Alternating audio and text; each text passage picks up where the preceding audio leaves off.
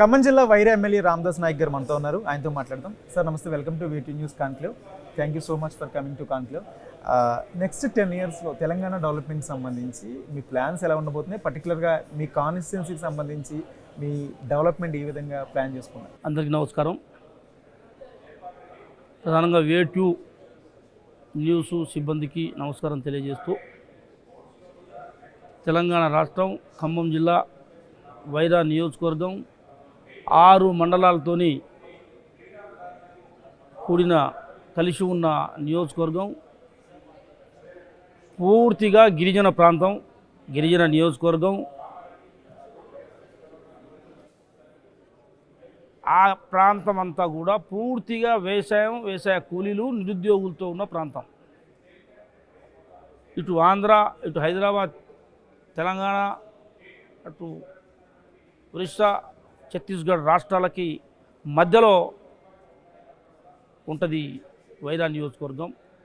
వ్యవసాయానికి సంబంధించిన నియోజకవర్గం. అక్కడ పూర్తిగా నీటి మీద ఆధారపడి జీవిస్తున్న పరిస్థితి. ఆడ కనీసం ఒక వాగు, వంక, ఒర్రె, కనీసం ఒక ట్రాక్టర్ ఇష్టో కూడా దొరకని ప్రాంతం అది.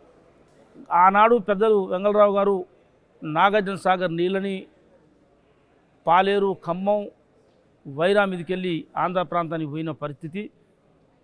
కానీ అక్కడ స్థానిక రైతులకి, వాళ్ళ భూములకి సరిగా నీళ్ళు అందకపోవటం, ఆ పరిస్థితి ఉన్న నేపథ్యంలో మొన్న 2023 జరిగిన శాసనసభ ఎన్నికల్లో కాంగ్రెస్ పార్టీ పక్షాన నన్ను గెలిపించిన వైరా నియోజకవర్గ ప్రజానికానికి ప్రత్యేకమైన ధన్యవాదాలు తెలియజేస్తూ, రేవంత్ రెడ్డి గారి నాయకత్వంలో కాంగ్రెస్ ప్రభుత్వం ప్రజారాజ్యం రాగానే నేను మొట్టమొదటిగా అసెంబ్లీలో, ఇది మొత్తం గిరిజన ప్రాంతం, సాగర్ కాలువ నీళ్లు మొత్తం కిందికి పోతూ ఉన్నాయి కాబట్టి సీతారామ ప్రాజెక్టు ద్వారా నాకు గోదావరి నీళ్ళని వైరా ప్రాజెక్టులకు ఇస్తే నా 4 మండలాలకి దాదాపుగా 1,00,000 ఎకరాలకు నీళ్ళు వస్తాయని చెప్పేసి అడిగిన వెంటనే తెలంగాణ రాష్ట్రంలో మొట్టమొదటి ప్రాజెక్టు నాకే 100 కోట్లతోని గోదావరి నీళ్ళని వైరా ప్రాజెక్టులకు ఇచ్చిన పరిస్థితి. ప్రాజెక్టు కట్టించాం. ఒక్క గోదావరి నీళ్ళని తీసుకొచ్చి వైరా ప్రాజెక్టులు వేసాం. డిస్ట్రిబ్యూటరీ కాలువలు నడుస్తూ ఉన్నాయి. అదేవిధంగా 100 పడకల హాస్పిటల్ తీసుకొచ్చా. మన పబ్లిక్ స్కూల్ ఒకటి, 200 కోట్లతోని ఇంటిగ్రేటెడ్ రెసిడెన్షియల్ స్కూల్స్ ఒకటి నిర్మాణం జరుగుతూ ఉన్నది. దాని ద్వారా పేద పిల్లలందరికీ కూడా ఇటు నారాయణ, శ్రీ చైతన్య కాలేజీలకు దీటుగా అది నిర్మాణం జరగబోతూ ఉన్నది. ఇప్పుడు నిర్మాణంలో ఉన్నది. పేద ప్రజలకు సంబంధించిన పిల్లలందరూ కూడా ఇలా ఇంటిగ్రేటెడ్ రెసిడెన్షియల్ స్కూల్లో చదువుకునే అవకాశం కల్పించిన పరిస్థితి. అదేవిధంగా ఏనుకూరులో public school, Telangana public school అక్కడ శాంక్షన్ చేయించాం. ఒక ITI శాంక్షన్ చేయించాం. ఒక పాలిటెక్నిక్ కాలేజీ రాబోతూ ఉన్నది. వైరా కేంద్రంలో గత ప్రభుత్వం ఆయాంలో చిన్న చిన్న వ్యాపారస్తులు బతుకుతున్న షాపింగ్ కాంప్లెక్స్ని మొత్తాన్ని కూలగొట్టి నిర్మాణం చేస్తామని చెప్పేసి అబద్ధం చెప్పి మోసం చేసి వైరా యొక్క అందాన్ని, స్వరూపాన్ని ఆగం చేసిన పరిస్థితిలో 7 కోట్ల రూపాయలు ఖర్చు పెట్టి శాంక్షన్ చేపించి రేపు అక్కడ షాపింగ్ కాంప్లెక్సు, చిరు వ్యాపారస్తులకి, పేదలందరూ చిన్న చిన్న వ్యాపారాలు చేసుకునే రైతులకి కూరగాయలు అమ్ముకునే విధంగా అవన్నీ షాపింగ్ కాంప్లెక్స్ నిర్మాణం చేయబోతూ ఉన్నాం. అక్కడ జూనియర్ కాలేజీకి అడిషనల్ రూమ్ తీసుకొచ్చాం. దాదాపుగా అక్కడ గిరిజనులకి రాజశేఖర రెడ్డి గారు ఇచ్చిన పోడు భూముల పట్టాలు దేశంలో ఎక్కడ ఇవ్వని పరిస్థితి. ఆ పోడు భూముల పట్టాలు ఇచ్చిన రైతులందరినీ గత ప్రభుత్వం వ్యవసాయం చేయనీయకుండా హరితహారం పేరుతోని రైతుల్ని భూమిలో దున్నటానికి పోతే జైలు పంపించిన పరిస్థితి. నా దగ్గర కొణిజర్ల మండలం ఎల్లన నగర్లో 20 రోజుల బాలంతని స్త్రీని జైలు పంపించిన పరిస్థితి.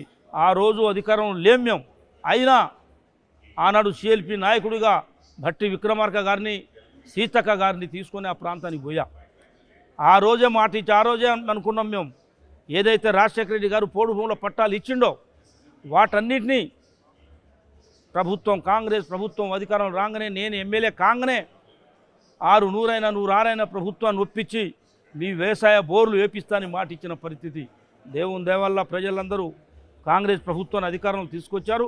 5,000 బోర్లని ప్రభుత్వాన్ని మెప్పించి అధికారులను మెప్పించి ఐటీడీఐని 2 కలెక్టర్ల పిఓని 4 మంత్రులని భద్రాచలం ఐటీడీలో మీటింగ్ పెట్టించి ప్రభుత్వం ద్వారా పర్మిషన్ ఇప్పించేలా నా మండలంలో 4 మండలాలలో పర్మిషన్ 4-5 వేల బోర్లు వేపిస్తే ఇవాళ తెలంగాణ రాష్ట్రంలో ఎక్కడ కూడా మొక్కజొన్న నా నియోజకవర్గంలో వైరా నియోజకవర్గంలో పండినట్టు పంట తెలంగాణలో ఎక్కడ పండలేదు.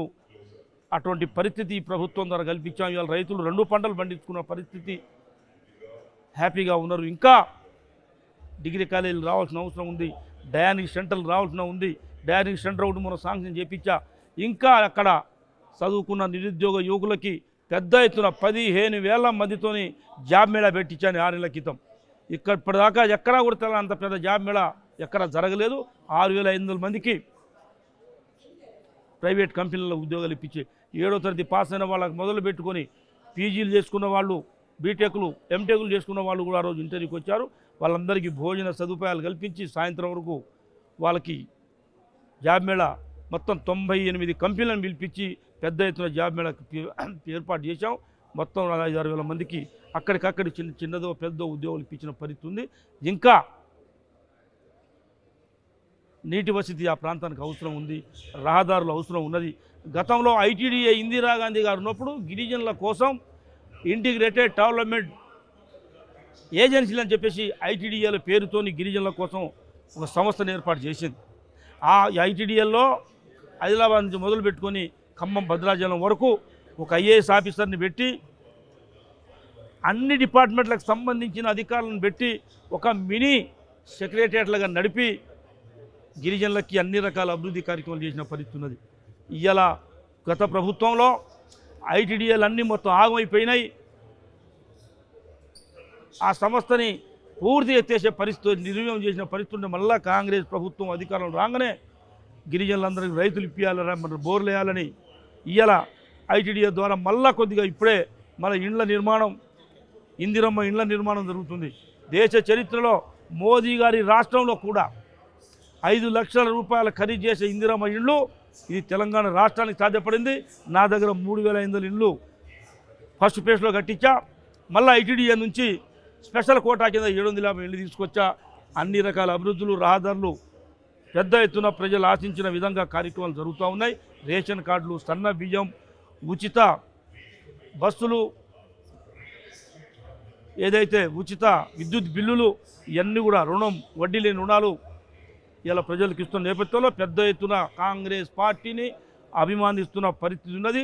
రోడ్డు మీద వాళ్ళు రాజకీయాలు చేయాలి కాబట్టి ఏదో ధర్నాలు, రాస్తా రోకోలు, కాంగ్రెస్ పార్టీ హామీలు ఇచ్చింది చేయలేదు అంటున్నారు. కానీ ప్రజలకు ఏదైతే అవసరమో ఇలా రుణమాఫీ 80% మంది రుణమాఫీ ఈ రాష్ట్రంలో అయింది. 20,000 కోట్ల రూపాయలు 2024 ఆగస్టు 15న ఈ రాష్ట్ర మంత్రులందరినీ, ముఖ్యమంత్రిని నా నియోజకవర్గంలో మీటింగ్ పెట్టించి తెలంగాణ రాష్ట్ర వ్యాప్తంగా నా దగ్గరే రుణమాఫీ కార్యక్రమాన్ని తీసుకున్నాం. అదే రోజు ముఖ్యమంత్రి గారి చేరు మీదుగా గోదావరి నీళ్ళని ఆ వైరా ప్రాజెక్టు వదిలించిన పెద్ద ఎత్తున అభివృద్ధి కార్యక్రమాలు జరుగుతూ ఉన్నాయి. పేద ప్రజలు, రైతులు పెద్ద ఎత్తున కాంగ్రెస్ పార్టీని ఆశీర్వదించిన పరిస్థితి కాబట్టి ఈ అవకాశం. అదేవిధంగా వేటివ్ న్యూస్ ఇవాళ వ్యవస్థలో పెద్ద ఎత్తున ప్రచార సాధనాలు ఉన్నప్పటికీ నా నియోజకవర్గంలో కానీ, రాష్ట్రంలో కానీ, పక్క నియోజకవర్గాల్లో కానీ, ఖమ్మం జిల్లా, ఉమ్మడి జిల్లా, భద్రాచలం జిల్లాలో కానీ ఎక్కడ ప్రజలకు అవసరమైన సమస్య వచ్చినా ఇటు ప్రభుత్వానికి, అధికారులకి, ప్రజలకి వే2 ద్వారా నాకు తెలిసి 3 నిమిషాలు, 4 నిమిషాలు, 5 నిమిషాల లోపు సమాచారం అందిస్తున్న పరిస్థితి ఉన్నది. ప్రభుత్వం దృష్టికి పోతున్న సమస్య ఉన్నది, అధికారులు స్పందిస్తూ ఉన్నారు. మేము కూడా ఆ న్యూస్ చూస్తూ ఉన్నాం. కాబట్టి మనసు పూర్తిగా వేటివ్ న్యూస్ సంస్థ దినాభివృద్ధి జరగాలని చెప్పేసి ప్రేక్షకులందరికీ కూడా మనస్ఫూర్తిగా అభినందిస్తూ వేటివ్ సిబ్బంది అందరినీ కూడా మరోసారి ధన్యవాదాలు తెలియజేస్తూ ఈ అవకాశం ఇచ్చిన మీకు మనస్ఫూర్తిగా మీ అందరికి కూడా నమస్కారం, ధన్యవాదాలు తెలియజేస్తూ సెలవు తీసుకుంటాం. Thank you sir. Thank you so much for coming to వీటి న్యూస్ కాంక్లేవ్. Thank you.